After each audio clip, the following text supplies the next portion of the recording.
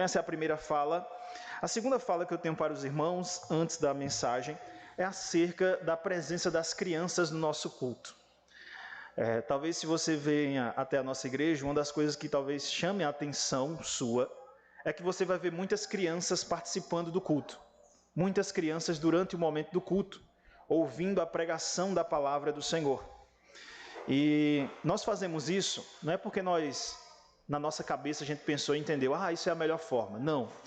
Nós fazemos isso porque a palavra de Deus nos ensina acerca disso. E por isso nós agimos assim.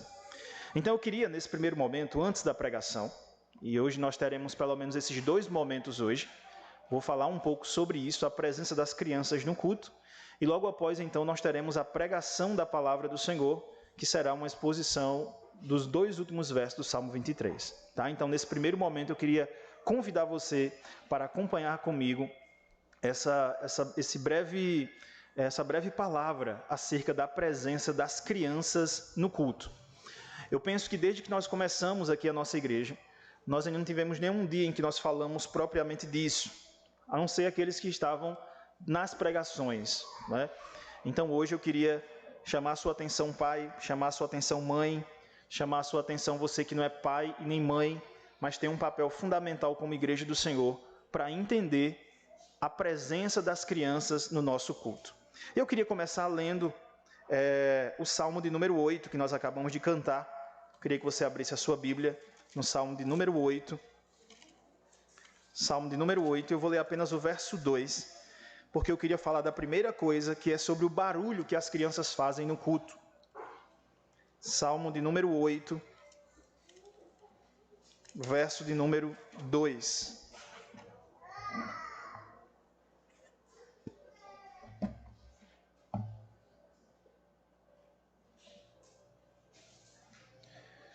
Salmo de número 8, verso de número 2.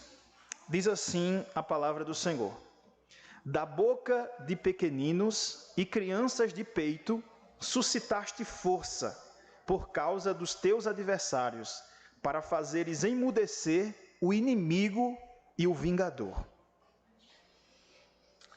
Queridos, quais as razões para que a gente tire a criança do culto? Quais as razões que as igrejas que tiram as crianças do culto, normalmente no momento da pregação, elas têm? Quais as razões que elas apresentam? Há alguma razão bíblica que elas apresentam? Não há nenhuma razão bíblica. As razões, elas são pragmáticas. Primeira razão que as igrejas que tiram as crianças do culto apresentam: psicologia do desenvolvimento. A ideia é a seguinte: as crianças são incapazes de aprender pela pregação do pastor. Elas não conseguem entender a linguagem do pastor e então elas precisam ser tiradas do culto para que possam aprender na sua linguagem. Essa é uma das primeiras razões. A segunda razão: pais ficam mais livres de distrações para compreender melhor a pregação do pastor. As crianças são tiradas, então os pais ficam mais tranquilos e aí podem entender melhor. E a terceira razão é o que a gente chama de Zeitgeist, ou espírito da época, ou espírito do tempo. É exatamente, nos nossos dias, a gente precisa categorizar, né, ou dividir as pessoas, de modo que você tenha culto para idosos, culto para jovens, culto para crianças, culto para mulheres, culto para homens. Então você começa a categorizar e dividir a sociedade de forma geral, e a igreja de forma geral, e aí você acaba tendo um culto para cada classe. Então essas são as 3 razões mais apresentadas por aquelas igrejas que tiram as crianças na hora do culto para que elas não participem do culto. Em contraponto a isso, a palavra de Deus vai nos ensinar que as crianças, na verdade, elas participavam do culto em todas as épocas das Escrituras. Em todas as épocas. E uma primeira coisa que talvez incomode quem vem ao culto e tem crianças é o barulho das crianças. É comum a gente ouvir o choro das crianças às vezes. Principalmente quando estão ali, né? Hoje nós temos pela primeira vez, né, participando do culto conosco, a nossa irmã Júlia, né, que está com 1 mês e um pouquinho, não é isso? 1 mês e um pouquinho. E é possível que em algum momento ela chore. Tá? Por quê? Porque é uma criança recém-nascida. E às vezes, para algumas pessoas que participam do culto, o choro da criança parece que incomoda de alguma forma. Só que olha o que a palavra de Deus fala sobre o barulho que fazem as crianças que mamam enquanto estão diante de Deus. As Escrituras dizem no verso 2, da boca de pequeninos e crianças de peito. Veja, os pequeninos aqui são crianças que mamam, ou seja, crianças de 0 a 2 anos. De 0 a 2 anos. É deles. O barulho que eles fazem, faz o quê? O que é que o Salmo diz que ele faz esse barulho? Suscita força. Suscita força. E essa força é exatamente por causa de quê? Dos inimigos, dos adversários. Porque esse brado dos pequeninos faz emudecer o inimigo e o vingador. Veja bem, irmãos, o que a palavra de Deus está nos dizendo. Que as crianças de peito, o brado delas, o que sai da boca delas, é o que o texto está dizendo, faz emudecer o inimigo e o vingador, quando elas estão diante de Deus, louvando a Deus. Então, o barulho das crianças, para nós, que participamos do culto, para cada um de nós, não deve ser algo que nos incomode. Na verdade, deve ser algo que suscite força em nós. Deus está levantando mais uma geração de servos fiéis e que lutará bravamente pelo Senhor. Então, esse é um primeiro ponto. O segundo ponto que eu queria pensar com os irmãos sobre essa fala sobre a presença das crianças no culto é um argumento de forma geral. Existem duas premissas que nos fazem entender que as crianças elas precisam participar do culto. A primeira é a premissa do pacto. Deus ele estabelece um pacto com o seu povo. Tá? Lá em Gênesis 3,15, Deus estabelece um pacto com o seu povo. E eu já falo disso muito aqui para os irmãos, todos que estão aqui na igreja. Mas o pacto que Deus estabelece lá em Gênesis 3,15 já é com a descendência. Deus diz o seguinte: porém inimizade entre a serpente e a mulher, entre o descendente dela e o teu descendente. No primeiro estabelecimento do pacto, já está ligando as pessoas, né, as partes em que o pacto é feito e o que? Os filhos. Quando você vai mais adiante, esse pacto ele é renovado, esse pacto da graça ele é renovado. E o que é que você vai ver na renovação desse pacto? Lá em Noé, Deus realiza um pacto com Noé. Eu vou preservar você, Noé. Só que é só Noé que é preservado? Ele e os seus filhos. Seus filhos são preservados. Então, o pacto que Deus faz com o seu povo e com os filhos do seu povo. Portanto, as nossas crianças, elas pertencem ao pacto também. Isso vai estar em todos os pactos. Por exemplo, o pacto revelado agora, né, manifestado novamente em Abraão, que ele faz a circuncisão. A circuncisão é para quem? Para Abraão e também para os seus filhos. Mais à frente, você vai ver Israel, lá no Êxodo, em Êxodo capítulo 19 a 24, como nós estamos lendo, né? Deus chama e menciona a lei. Capítulo 20 de Êxodo, Deus traz a lei. E um dos mandamentos da lei é o quê? Honra teu pai e tua mãe. Para que esses mandamentos? Para filhos.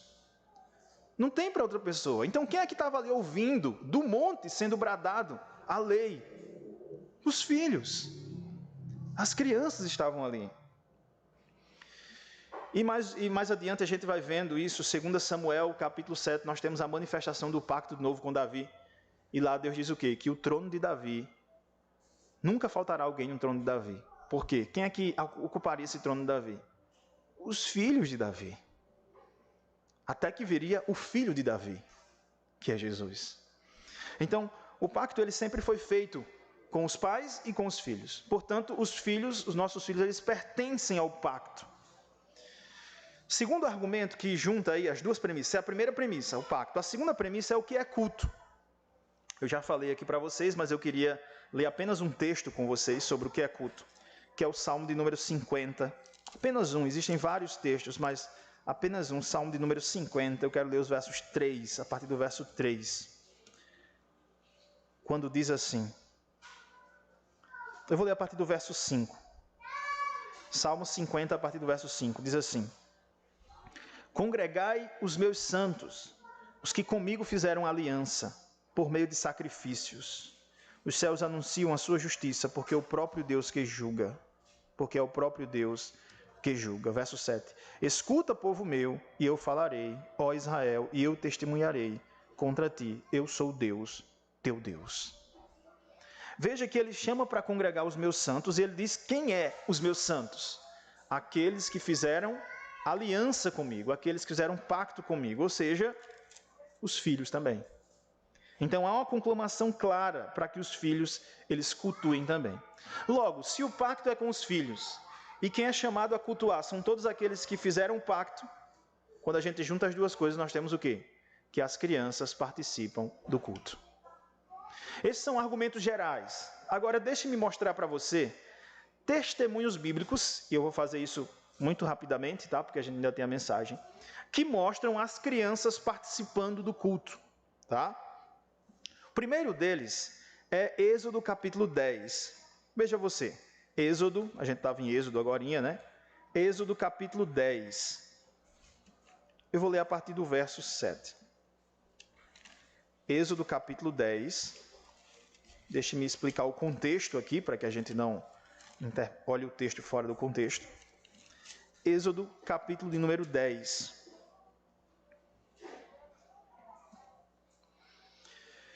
O contexto aqui são as pragas. Tá? Deus levanta Moisés. Moisés vem a Faraó e diz, Faraó, liberta o meu povo para que eles possam prestar culto a mim no deserto. E Faraó não libera. E o que é que Deus faz? Envia a primeira praga. Aí Faraó, não, Moisés, Deus tira a praga. Faraó não liberta o povo, Deus manda outra praga. E isso vai acontecendo durante as 10 pragas. Tá? Só que, veja irmãos, no capítulo 10 nós temos aqui a 8ª praga. A 8ª praga. E veja o que diz do verso 7, a partir do verso 7. A praga aqui é a praga dos gafanhotos. Então os oficiais de Faraó lhe disseram, até quando nos será por cilada este homem? Deixa aí os homens para que sirvam ao Senhor. Servir aqui é cultuar. Seu Deus, acaso não sabes ainda que o Egito está arruinado? Por causa da situação do Egito. Então Moisés e Arão foram conduzidos à presença de Faraó. E este lhe disse, ide, servi ao Senhor vosso Deus. Porém, quais são os que hão de ir? A pergunta é, quem é que há de ir para servir a Deus? Respondeu-lhe Moisés, havemos de ir com os nossos jovens. A expressão jovens aqui, nesse texto, deixa marcado aqui que a gente vai continuar a leitura, mas é a expressão Naar. Essa expressão ela é utilizada no capítulo 2, verso 6 de Êxodo, para falar de Moisés, quando ele ainda era um bebê recém-nascido, que estava no cesto. Quando ele encontra a filha de Faraó. Então, a mesma expressão aqui. Então, a palavra jovens aqui aponta para filhos. É usado também, por exemplo, em 1 Samuel 1:23, para falar sobre o bebê também ali de Samuel. Tá? Então, essa palavra jovens, tanto ela é usada para um jovem adolescente, né, como também para bebês. Então, vamos lá. Havemos de ir com os nossos jovens e com os nossos velhos e com os nossos filhos e com as filhas e com os nossos rebanhos e com os nossos gados. Havemos de ir porque temos de celebrar a festa ao Senhor. Veja o que diz o verso 10. Replicou-lhes Faraó, seja o Senhor convosco, caso eu vos deixe ir, e as crianças, vede, pois, tendes conosco mais intenção. O que Faraó diz aqui? Vocês podem ir com todo mundo, só não pode ir quem? As crianças. As crianças não podem ir. Aí o que acontece no verso 11? Não há de ser assim, ide somente vós, os homens, e servi ao Senhor, pois isso é o que pediste. E os expulsaram da presença de Faraó. O que acontece depois da 8ª praga, irmãos? Deus envia a 9ª praga e a 10ª praga. Por que Deus não aceitou que as crianças ficassem e que não fossem cultuar só os adultos?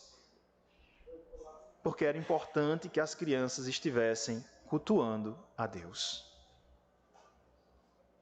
Há um chamado de Deus para que as crianças cultuassem ao Senhor. Faraó não deixa ir as crianças. Tem um comentarista que é bem radical, né?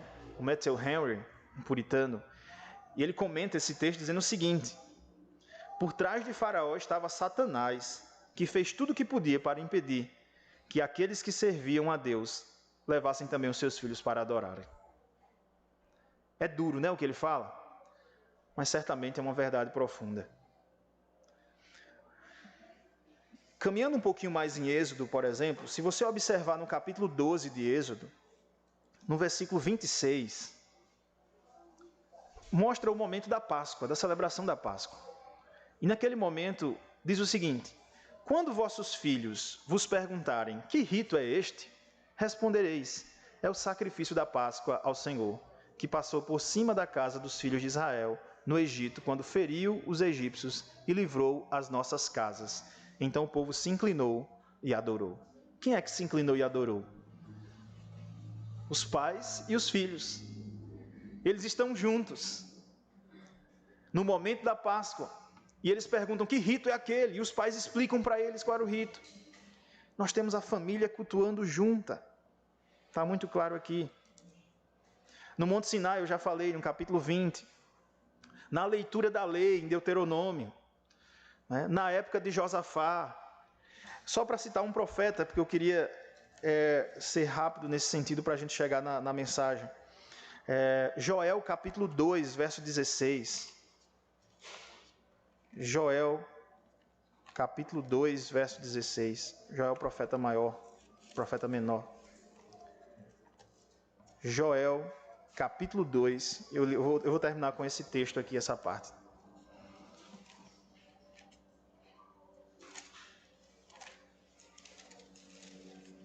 Joel, capítulo 2, verso 16. Olha só o que diz. Congregai o povo, santificai a congregação, ajuntai os anciãos, reuni os filhinhos e os que mamam. Saia o noivo da sua recâmara e a noiva do seu aposento. Aqui é um chamado a congregar, um chamado a prestar culto. E ele chama os anciãos, os filhinhos e os que mamam. O que é os que mamam? Criança de 0 a 2 anos. Há um chamado de Deus para que as crianças cultuem ao Senhor. No Novo Testamento, lá em Marcos, a gente pregou sobre isso, né? Jesus diz, deixai... Começa a vir as crianças a Jesus, chegando as crianças para ouvir Jesus. O que é que os discípulos dizem? Não, as crianças não vão entender Jesus. Jesus não vai falar numa linguagem apropriada para as crianças. Jesus fala com os doutores. O que é que Jesus diz? Deixai vir a mim as criancinhas, porque delas é o reino dos céus.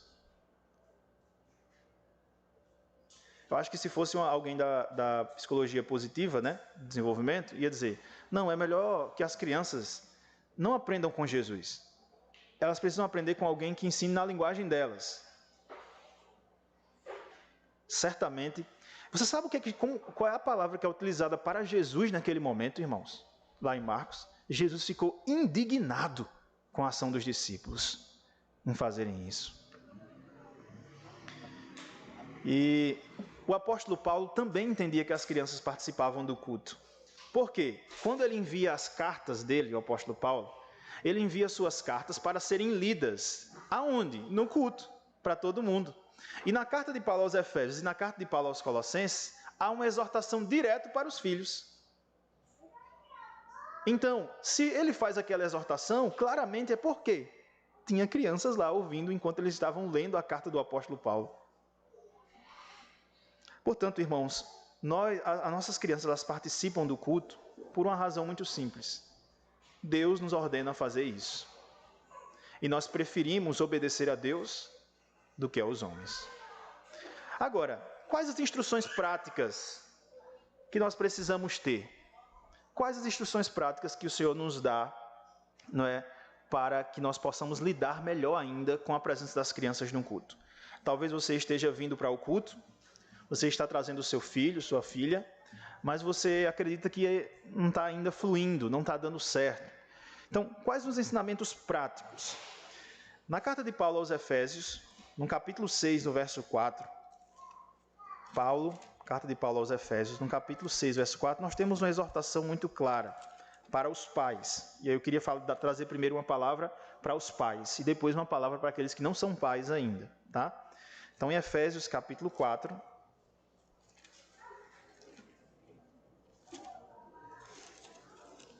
Efésios, capítulo 4, verso de número Desculpe, Efésios capítulo 6, irmãos. Efésios capítulo 6, verso 4. Nós já falamos sobre esse texto aqui na igreja, mas eu queria fazer uma aplicação de modo específico a essa área. O texto diz: E vós, pais, não provoqueis vossos filhos à ira, mas criai-os na disciplina e na demonstração do Senhor. Então, há uma exortação muito clara para que a gente crie nossos filhos na disciplina, a demonstração do Senhor. Eu falei para os irmãos na época que falei desse texto, que a expressão que aparece aqui é a expressão paideia, que significa o quê? Educação. Criar os nossos filhos na educação do Senhor. Eles precisam ser treinados na educação ou na instrução do Senhor, de Deus. Então, de modo específico, há um chamado de Deus aqui para que nós possamos treinar os nossos filhos para que eles possam cultuar a Deus. Não sei se vocês estão entendendo, mas o que Paulo está dizendo é que nós precisamos treinar eles na adoração. Eu preciso fazer deles adoradores de Deus. Não é simplesmente trazê-los ao culto, mas treiná-los para que eles possam adorar a Deus. A ideia é um treinamento mesmo aqui.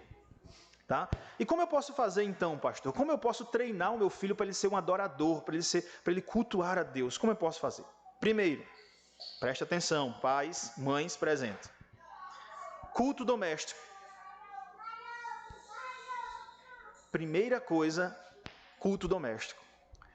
É lá no culto doméstico, ainda em casa, que os nossos filhos entendem que estão no mesmo local onde eles estão sempre, onde eles brincam, onde eles pulam, onde eles choram, onde eles... Naquele local, só que agora, num determinado momento, eles param e começam a prestar atenção, porque esse é um momento de culto. Então, a instrução e o treinamento começa com o culto doméstico. Esse é o primeiro ponto que a gente precisa entender. Segundo, antes do culto, explique ao seu filho o que vai acontecer no culto.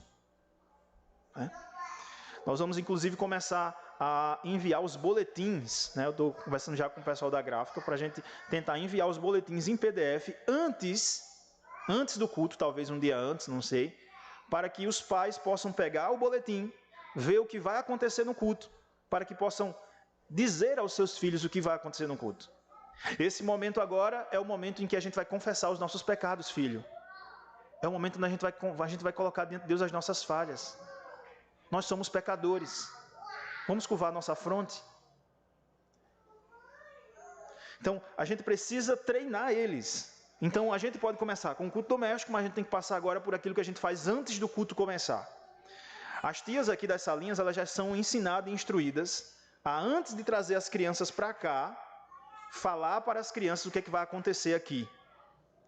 Que vai ser um momento de reverência a Deus. Elas já são instruídas a fazer isso. Mas é muito importante que os pais, eles possam agora chegar para os seus filhos e dizer: filhos, olha, o que vai acontecer agora é o que mamãe falou em casa, é o que papai falou em casa, e agora a gente vai ter o culto. Terceira instrução prática. Durante o culto. Você pode treinar o seu filho durante o culto. Como? Sentando ao lado dele. Olha, o que acontece muitas vezes em alguns lugares aqui, eu acho que não acontece. É pegar as crianças, elas até assistem o culto, mas coloca elas tudo juntas. Você sabe quando ela vai ser treinada a aprender a cultuar, quando elas estão tudo juntas? Nunca. Nunca. Elas vão começar a olhar uma para a outra e vão brincar e vão fazer alguma coisa, mas não vão ser treinadas a cultuar. E como é que elas são treinadas a cultuar? Quando elas veem seus pais, elas veem aqueles seus líderes, às vezes até o irmão mais velho, né? O irmão mais novo vê o irmão mais velho. Eu sempre conto a história de Doug Lehman, né? Que é um pastor que tem lá em Recife. Você chega na igreja, aí vê a família, ele tem 7 filhos, né? 7 meninos. Aí você vê a família, senta toda assim no banco só da igreja, né? Com 7. E aí você vê o menino bem pequenininho lá, quietinho assim, olhando para o culto, para cultuar. Aí, por que aquele menino ali, tão pequenininho, já está daquele jeito, né? Por quê? Porque ele olha e vê o irmão mais velho que ele, que está ao lado dele, cultuando. Aquele ali veio e vê o mais velho, cultuando. Vê o mais velho, e aí, então quando chegou no 7º filho, né? Você já tinha ali aquela sequência do exemplo que estava sendo dado. Então, os nossos filhos, eles vão olhar para a gente. Como meu filho vai aprender a orar e confessar os pecados, se na hora de confissão de pecados ele não me vê confessando os pecados? Ele me vê fazendo muitas outras coisas. Né? Como meu filho vai aprender a cantar os louvores, se ele não me vê cantando os louvores na hora do culto? Tá? Então, é isso, treinamento.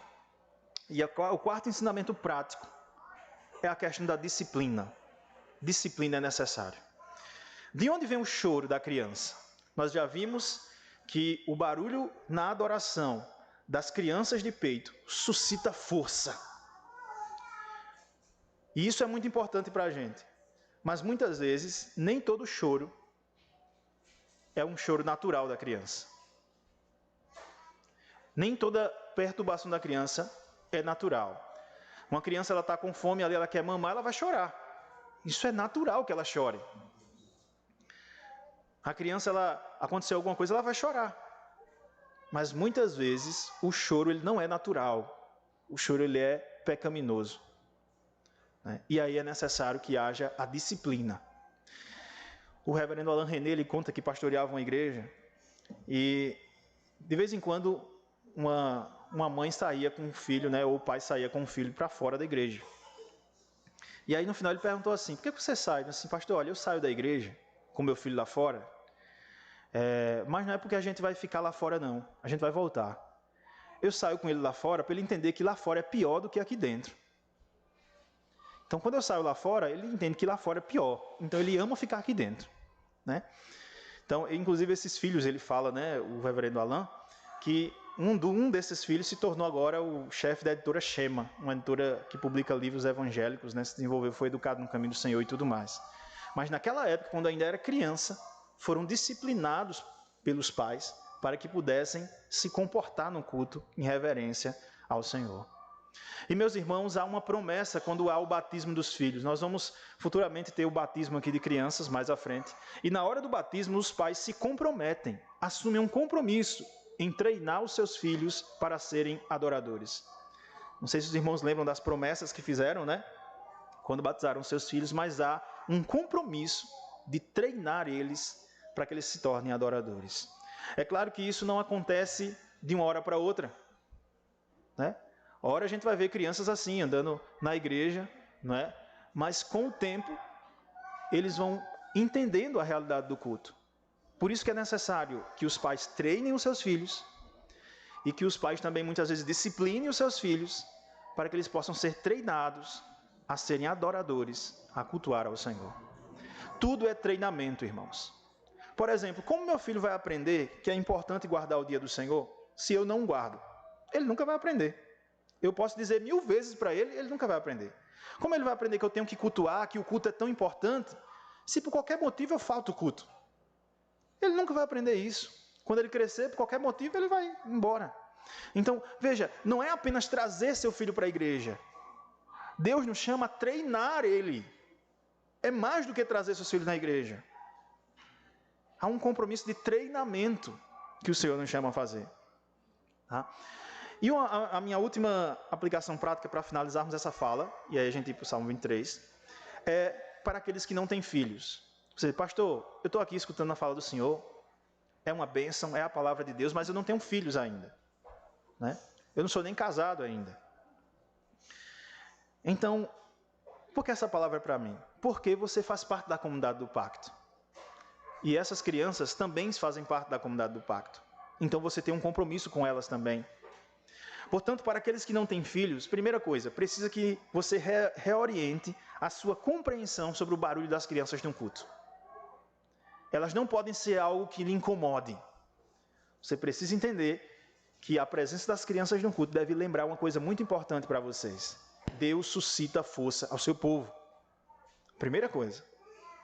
Para mim, por exemplo, que sou pastor, o barulho das crianças de um culto, às vezes um choro, né, me mostra e me lembra que eu preciso pregar a palavra de Deus ainda com mais clareza. Eu preciso falar a palavra de Deus ainda mais clara para que as próprias crianças possam entender. Então, isso é muito importante. Então, é necessário que aqueles que não tenham filhos. E um segundo às vezes nós temos os pais que têm muitos filhos, né? O meu vai chegar a 2 ali, né? Como eu estou aqui pregando, a mãe vai ficar com os 2 ali, né? Às vezes tem a mãe que fica com 3. Às vezes tem mãe que fica com 4 filhos ali na hora. E às vezes é necessário que tenha ajuda de outros quando as crianças são muito pequenas. Então, eu não tenho filho, mas eu entendo a missão de Deus. Então eu posso fazer o quê? Sentar junto. Sento junto ali daquela família ali que tem muitos filhos. Sento junto, converso primeiro com os pais, né, para ver essa possibilidade. E na hora do culto eu estou ali também ajudando. Alguns pais podem levantar e argumentar ainda. Pastor, mas eu não consigo prestar atenção direito na mensagem, porque eu fico olhando para os filhos. Mas precisamos lembrar, irmãos, que Deus nos chamou para treinar os nossos filhos. Esse é um chamado de Deus para a nossa vida. E nesse chamado de Deus para treinar os nossos filhos, muitas vezes nós vamos abrir mão de algumas coisas nossas mesmos, por eles. Tá? Então a gente precisa entender o nosso chamado e vocação como pai e como mãe. Tá? Então, que Deus possa nos abençoar nessa palavra. Espero ter sido claro o suficiente para mostrar aos irmãos que em nossa igreja as nossas crianças participam do culto por causa do que a Escritura nos diz, pelo chamado da palavra de Deus. E mais ainda, que essa palavra possa ter despertado na vida de cada um de vocês a necessidade de a gente poder treinar os nossos filhos a serem adoradores ao Senhor. Amém?